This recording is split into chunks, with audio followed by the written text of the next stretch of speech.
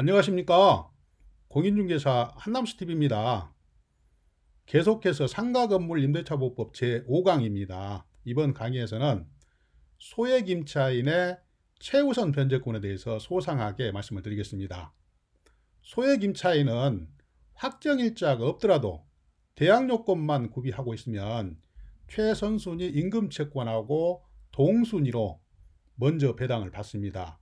배당 순위는 경매 비용이 0순위로 배당을 받고 그 다음으로 최선순위 임금채권하고 여기에서 말씀드리는 최우선 소액보증금하고 같이 배당을 받습니다. 이 강의에서는 소액보증금의 개요와 또 지역별 한도, 소액보증금 적용의 기준 시점에 대해서 상세하게 설명을 드리겠습니다. 끝까지 시청하시면 이 소액보증금의 개념을 잡는데 완전하게 도움을 받을 수가 있을 것입니다. 앞으로 제가 약 10분 정도에 걸쳐서 소액보증금에 대해서 상세하게 설명을 드리겠습니다. 알기 쉽게 설명을 드릴 테니까 시작하기 전에 미리 구독 버튼, 좋아요 버튼 꼭 눌러놓고 시작하시면 정말 고맙겠습니다. 그러면 소액임차인의 최우선 변제권에 대해서 여러분들이 알기 쉽도록 다음과 같은 목차로 설명을 드리겠습니다. 첫 번째는 상가건물 임대차보호법 제14조에 이 소액임차인의 최우선 변제권에 대해서 규정을 하고 있어요. 그 내용을 먼저 살펴보겠습니다. 두 번째는 소액보증금의 개요를 말씀을 드리고, 세 번째는 소액임차인이 최우선 변제를 받으려면 일정한 요건을 갖춰야 된다. 그 요건에 대해서 몇 가지로 정리를 해서 말씀을 드리겠습니다. 네 번째는 이 소액임차인이 최우선 변제를 받을 때 소액보증금 기준이 지금 현재 기준인지 아니면 1순위 건재당권 설정 시점의 기준인지 여기에 대해서 자세하게 여러분들이 알기 쉽게 설명을 드리겠습니다. 또 관련한 사례도 덧붙이겠습니다. 끝까지 시청하시면 이 소액임차인의 최우선 변제권을 이해하는데 정말 많은 도움이 될 것입니다. 본론으로 들어가겠습니다. 첫 번째, 상가건물 임대차보호법 제14조에는 소액임차인의 최우선 변제권에 대해서 규정을 하고 있습니다. 그 내용을 살펴보겠습니다. 법 조항입니다. 제14조 보증금 중 일정액의 보호. 보시면 임차인은 보증금 중 일정액을, 소액보증금이죠, 다른 담보물권자보다 우선해서 변제를 받을 수가 있습니다. 그런데 임차인은 건물에 대한 경매 신청을 하기 전에, 그러니까 경매 개시결정 기입 등기 이전에 제3조 1항의 요건을 갖추어야 한다. 이 얘기가 3조 1항은 대항 요건을 갖춰야 된다는 얘기예요. 소액보증금 변제를 받기 위해서는 경매 신청 기입 등기 이전에 대항 요건, 그러니까 사업자 등록 신청을 하고 사업장을 인도를 받아야 된다는 얘기예요. 이러한 대항 요건을 갖추어야 소액임차인으로서 최우선 변제를 받을 수 있다. 제1항을 말씀을 드렸습니다. 두 번째는 제1항에 따라 우선 변제를 받을 임차인 및 보증금 중 일정액의 범위와 기준은 대지를 포함한 이 건물가액의 2분의 1 범위 내에서 소액보증금을 최우선 변제를 받을 수 있다. 그러니까 소액보증금은 대지를 포함한 그 물건 가격의 2분의 1 범위에서만 변제를 받을 권리가 있다. 이런 얘기입니다. 다음은 두 번째입니다. 소액보증금의 개요에 대해서 말씀을 드리겠습니다. 전 슬라이드에 상가건물 임대차보호법 제14조의 내용을 다시 한번 상세하게 설명을 드린다. 이렇게 보시면 되겠습니다. 보시면 상가건물의 인도와 사업자 등록 신청을 갖춘, 대항 요건을 갖춘 임차인은 보증금 중 일정액을 다른 담보물권자보다 최우선적으로 변제받을 권리가 있다. 이게 바로 소액임차인의 최우선 변제권입니다. 그런데 이 소액임차인은 임대차 계약서상의 확정일자를 받지 않아도 배당을 받을 수가 있습니다. 일반적으로 임차인이 우선 변제권 행사를 하려면 임대차 계약서상의 확정일자를 받아서 배당 요구를 하고 그 확정일자 순서에 따라서 순위배당을 받는데, 소액 임차인은 임대차 계약서상의 확정일자를 받지 않아도 배당 요구를 하면 일정한 금액을 최우선적으로 배당을 해줍니다. 이것이 바로 일반 임차인하고 소액 임차인하고 차이입니다. 확정일자가 없어도 된다는 얘기예요.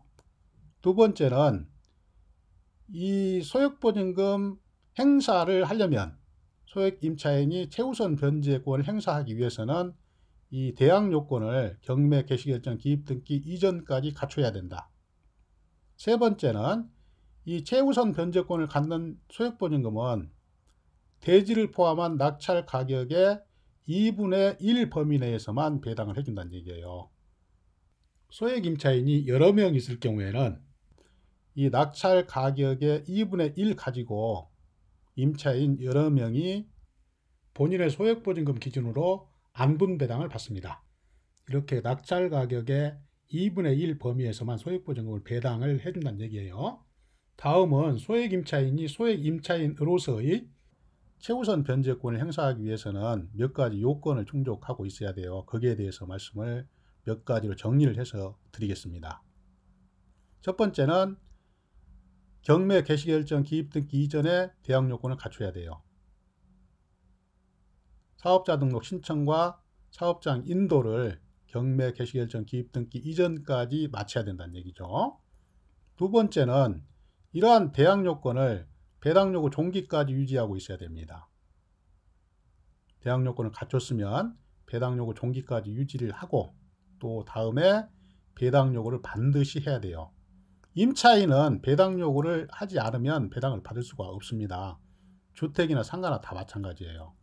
또 배당 요구를 안 했으면 다른 채권자와 달리 배당 기일에 가서 배당 이의도 할 수 없어요. 아예 받을 수가 없습니다. 그렇기 때문에 임차인은 이 확정일자가 필요 없는 소액 임차인이든 또 확정일자를 받아서 배당 요구를 하는 일반 임차인이든 간에 반드시 배당 요구 종기까지 배당 요구를 해야 배당을 받을 수 있다. 매우 중요한 사항입니다. 배당 요구를 하지 않으면 받을 수가 없어요. 네 번째, 이러한 소액 임차인의 보증금 한도는 다음 슬라이드에서 말씀드릴 소액보증금 범위 내에 들어와야 된다. 지역별 소액보증금 한도가 정해져 있죠. 그 범위 내에 들어오고 또 대항 요건을 갖추고 또 배당 요구 종기까지 대항 요건을 유지해서 배당 요구를 해야 소액 임차인으로서 최우선 변제 배당을 받을 수가 있다.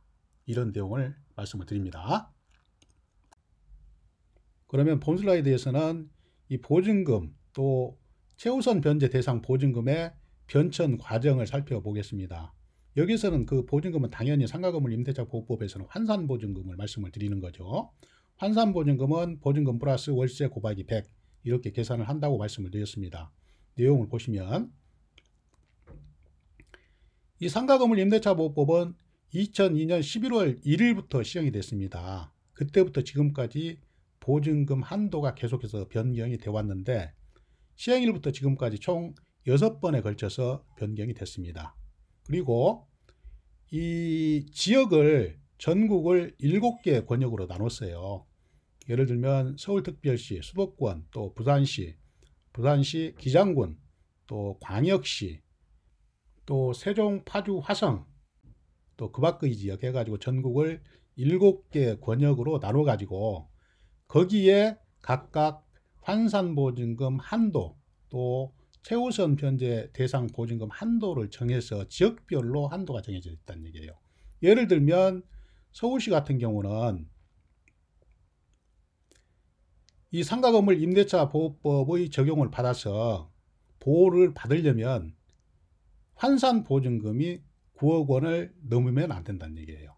9억 원 범위 내에 들어와야 이 법의 적용을 받아서 임차인이 보호를 받을 수가 있다. 한도가 정해져 있다는 얘기예요. 그런데 주택 임대차 보호법에서는 이 보증금 한도가 정해져 있지 않죠. 보증금에 관계없이 일정한 요건 그리고 또 이 확정일자를 받았으면 그 순서에 따라서 배당을 받습니다. 그런데 상가에서는 이 한도가 정해져 있다. 그 한도는 환산보증금이다. 지역별로 차등이 있다. 그 내용을 알고 계시기 바랍니다. 마지막은 이번 강의의 핵심이죠. 마찬가지로 최우선 변제를 받으려면 그 최우선 변제를 받을 수 있는 보증금도 지역별로 정해져 있다는 얘기예요. 그 금액이 마찬가지로 전국을 7개 권역으로 나누어서 서울 같은 경우는 보증금이 6,500만 원 이하일 경우에 확정일자가 없어도 2,200만 원까지 최우선 변제를 받을 수 있다. 이게 바로 이제 소액임차인의 최우선 변제권이지요. 그 밑에 수도권, 그러니까 서울시를 제외한 수도권 과밀 억제 권역에서 임차인의 보증금이 5,500만 원 이하일 경우에는 확정일자가 없더라도 1,900만 원까지 제일 먼저 배당을 해준다는 얘기예요. 이게 바로 소액임차인의 최우선 변제권입니다. 최우선 변제를 받으려면 이 보증금도 최우선 변제금 범위 내에 들어와야 지역별로 그래야 소액보증금의 최우선 변제를 받을 수 있다는 얘기입니다. 그렇게 어려운 내용은 아니에요. 다시 한번 말씀드리면 주택임대차보호법하고 상가건물임대차보호법은 주택임대차보호법은 이 보증금의 한도에 제한이 없다. 그런데 상가건물임대차보호법은 전국을 7개 권역으로 나눠 가지고 각각 지역별로 보증금 한도를 정해놓고 그 보증금 한도에 들어와야 이 상가건물임대차보호법의 적용을 받아서 임차인이 보호를 받을 수 있다. 또 이 보증금은 환산보증금 기준이다. 마찬가지로 소액임차인이 최우선 변제를 받기 위해서는 이 소액임차인의 범위도 지역별로 그 한도가 정해져 있다. 그 범위 내에 들어오고 대항 요건을 갖추고 있어야 최우선 변제를 받을 수가 있다는 얘기입니다. 다음은 네 번째로 소액임차인으로서 최우선 변제를 받는데 이 소액보증금은 얼마를 받느냐 이런 얘기예요. 소액보증금은 보증금의 한도하고 마찬가지로 2002년 11월 1일부터 지금까지 6번 변경이 되어 왔는데 어느 시점 기준으로 해서 소액보증금을 변제를 해주느냐 이게 문제란 얘기예요.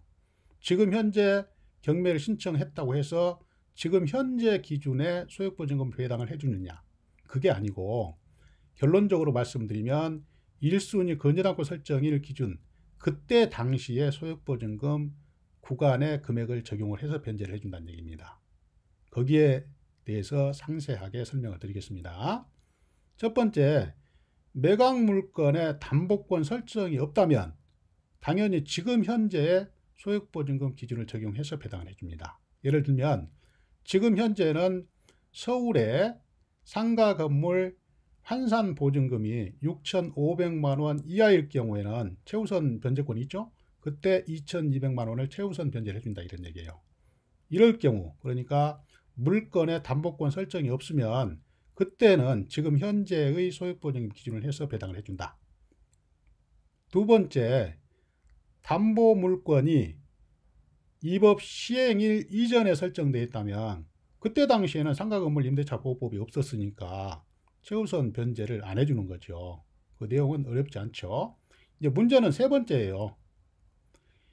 담보물건이 입업 시행일 이후에 설정되었다면 아까 말씀드렸듯이 1순위 담보물건 그러니까 일반적으로 건전한권이죠. 건전한권 설정일 당시에 소액보증금 기준을 적용을 합니다. 다시 한번 말씀드리면 소액보증금은 경매 진행 당시에 소액보증금 기준을 적용하는 게 아니고 1순위 담보물건 건전한권 설정일 당시에 그때의 소액보증금 구간을 적용을 해서 배당을 해준다는 얘기예요. 아주 중요한 내용입니다. 보통 사람들이 착각을 해요. 지금 현재 경매를 하고 있으니까 지금 현재 시점에 소액보증금 구간을 정해서 보증금을 변제를 해주지 않느냐 이렇게 아시는 분들이 많으실 건데 그게 아닙니다. 1순위 건저당권 설정일 당시 그때 당시에 소액보증금 구간에 보증금을 적용을 해서 배당을 해준다는 얘기예요. 현재의 소액보증금 기준에 따라서 배당해주면 담보물권자에게 불치게 손해를 주기 때문에 그렇습니다. 우리가 은행을 이제 예를 들어서 설명을 드리면, 은행에서는 대출을 해줄 때 담보권 설정을 하죠. 부동산에다가. 그러면 감정을 해가지고 그 감정을 해서 선순위 채권을 뺍니다. 선순위 채권이라 하면 임금 채권도 있을 것이고 여러 가지 채권이 있는데 그 중에서 대표적인 게 이제 임차보증금이죠. 임차보증금을 빼고 또 임차보증금이 없다면 그 상가에 있는 룸의 개수만큼 소액보증금을 차감을 해줍니다. 그런데 이 담보권 설정할 때의 소액보증금 한도하고 지금 경매 신청할 때의 소액보증금 한도는 지금 현재의 소액보증금이 훨씬 더 클 거란 말이에요. 6번이나 변경이 됐기 때문에. 그런데 담보권 설정할 때는 적은 금액을 적용해서 소액보증금을 빼줬는데 지금 경매할 때 큰 규모의 큰 금액의 소액보증금을 빼줘버리면 이 담보권자 입장으로서는 앉아서 그냥 불측의 손해를 본다. 그렇기 때문에 소액보증금은 제1순위 건저당권 설정 당시에 소액보증금 한도를 적용을 해서 배당을 해주고, 만약에 1순위 건저당권자가 배당 요구를 해서 모든 채권을 다 배당을 받았다. 그러니까 채권을 다 충족해서 배당을 받았다. 그럴 경우에는 1순위 건저당권자는 소멸을 하고 2순위가 1순위가 되는 거죠. 이럴 경우에는 2순위 건저당권자의 그때의 소액보증금 한도를 적용을 해서 늘어난 소액보증금을 추가로 배당을 받을 수가 있다, 이런 얘기예요. 이 내용은 상당히 장황하게 설명을 드렸지만 그 의미를 쭉 되새겨 보면 그렇게 어렵지는 않고 또 당연히 그렇게 배당을 해줘야 되겠죠. 지금 현재 경매 신청을 했다고 해서 지금 현재의 기준을 적용한 소액보증금을 배당을 해주면 담보물권자한테, 특히 1순위 건저당권 설정자한테 불측의 손해를 입힐 수가 있기 때문에 소액보증금은 1순위 건저당권 설정할 때 그 당시에 소액보증금 적용을 해줘야 담보물권자한테 불측의 손해를 주지 않는다. 이런 내용을 내가 장황하게 설명을 드렸습니다. 꼭 다시 한번 들어보시면 잘 이해가 되실 겁니다. 이번 슬라이드에서는 전 슬라이드에서 말씀드렸던 소액보증금을 적용을 하는데 언제 시점에 소액보증금을 기준으로 해서 최우선 변제를 해주는지 그 내용에 대해서 사례를 들어서 설명을 드리겠습니다. 사례를 들어서 설명을 드리면 조금 더 이해하기가 쉬울 겁니다. 소액보증금 적용의 기준 시점, 일단 물건 현황을 보시겠습니다. 제일 먼저 2010년 9월 9일 날 건저당권이 설정됐습니다. 제1순위 건저당권자, 요게 바로 이제 말소 기준 권리가 된다는 것은 여러분들도 잘 아시겠죠. 두 번째는 2015년 7월 5일 날 2순위로 건저당권이 설정됐습니다. 그 다음에 세 번째는 2018년 4월 7일 날 임차인이 들어왔습니다. 상가 임차인이. 그런데 사업장 인도를 받고 사업자 등록 신청을 했는데 확정일자는 안 받았어요. 단지 대항 요건만 갖췄습니다. 그때 보증금은 4천만 원이에요. 네 번째, 임의경매가 신청이 됐습니다. 요 내용에 대해서 이 권리 분석을 해 보겠습니다. 일단 제일 먼저 보실 게 1순위 건저당권 설정 당시인 2010년 9월 9일자 소액보증금 한도, 그러니까 여기서 환산보증금이 5천만 원 이하일 경우에 1,500만 원을 최우선 변제를 해준다. 이 내용을 제가 먼저 말씀드리는 것은 그 의미를 알겠죠. 소액 임차인으로서 최우선 변제를 받기 위해서는 그 적용 기준 시점이 제1순위 건저당권 설정 당시에 소액보증금 구간을 적용해서 최우선 변제를 받는다. 이 내용을 설명을 드리기 위해서 먼저 이 2010년 9월 9일자 소액보증금 한도에 대해서 말씀을 드리는 겁니다. 두 번째는 지금 현재 경매 신청 당시에, 그러니까 2020년 1월 2일 현재 그때 소액보증금 한도는 환산보증금이 6,500만 원 이하일 경우에 2,200만 원을 최우선적으로 변제를 해주는데, 여기에서 이제 임차인이 소액보증금을 변제받는 금액이 지금 현재 임의경매 신청 당시에 2,200만 원이 아니고 2010년 9월 9일 1순위 건전항권 설정 당시에 소액보증금 구간의 금액, 그 금액이 1,500만 원입니다. 그리고 또 여기서 임차인의 보증금이 4천만 원이기 때문에 그때 당시에 환산보증금은 5천만 원 이하이면 소액 임차인에 해당이 돼서 최우선 변제를 받습니다. 언제? 2010년 9월 9일자 기준 소액보증금 구간에 의해서. 일단 권리 분석을 해보시면, 권리 분석을 할 때 제일 먼저 해야 될 거는 말소 기준 권리를 찾아내는 것이죠. 이 말소 기준 권리는 말씀드렸다시피 2010년 9월 9일자 1순위 건전항권, 요게 이제 말소 기준 권리가 되는 것이고, 이 내용은 잘 아시겠죠? 두 번째 이제 배당 순서를 보시겠습니다. 지금까지 말씀드렸던 내용을 다시 한번 정리를 해드리는 거예요. 1순위로 배당받는 사람은 임차인의 최우선 변제금 1,500만 원이에요. 왜 2,200만 원이 아니고 1,500만 원이냐? 왜냐하면 지금 현재 경매 신청을 했다 하더라도 최우선 변제금은 제1순위 건전항권 설정 당시에 최우선 변제금, 소액보증금 구간을 적용해서 변제를 받기 때문에 2,200만 원이 아니고 1,500만 원입니다. 그 다음에 이제 이 임차인은 말소 기준 권리 이후에 대항 요건을 갖추었기 때문에 대항력이 없지요. 그래서 소액보증금 1,500만 원 받고 소멸이 되는 거예요. 이 경우에는 특별한 사정이 없으면 임차인이 3,500만 원 손해예요. 또 2순위로 배당받는 사람은 당연히 1순위 건전항권 설정 2010년 9월 9일자 건전항권자가 소액보증금 다음으로 배당을 받겠죠. 다음 남은 것이 있으면 2순위 건전항권자가 배당을 받겠죠. 여기에서 중요한 것은 임차인이 말소 기준권리 이후에 대항요건을 취득을 했기 때문에 소액보증금 1,500만 원만 받고 대항력이 없기 때문에 그대로 명도를 해줘야 된다는 얘기예요. 소멸이 돼버립니다. 그 내용을 잘 아시기 바랍니다.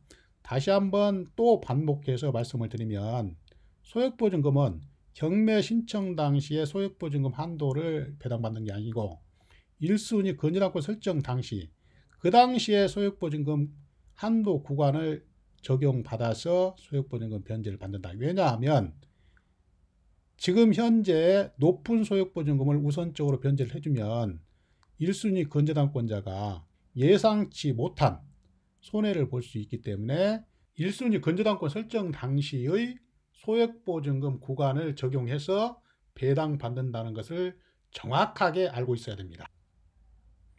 여러분, 지금까지 약 25분에 걸쳐서 소액보증금에 대해서 말씀을 드렸습니다. 당초에는 짧게 강의를 해드리려고 했는데 상세하게 여러분들이 알기 쉽게 설명을 하다 보니까 벌써 25분이 되어버렸네요. 잘 이해를 하시기 바랍니다. 앞으로도 저는 부동산 관련 강의, 그러니까 주택 상가 건물 임대차 보호법, 권리 분석과 배당 사례, 유치권 사례, 또 법정 지상권, 부동산 상식 등의 주제로 알차게 강의를 준비해서 계속 여러분들을 찾아뵙겠습니다. 항상 건강하시고 다음 강의에서 또 뵙겠습니다. 감사합니다. 안녕히 계십시오. 여러분, 잠깐만요. 한 가지 더 드릴 말씀이 있습니다. 여러분, 최선을 다해서 강의를 해드렸습니다. 그냥 가지 마시고 구독 버튼, 좋아요 버튼 다시 한번 잘 부탁드립니다. 이 구독과 좋아요 버튼은 강의하는 저에게 힘의 원천입니다. 잘 부탁드립니다.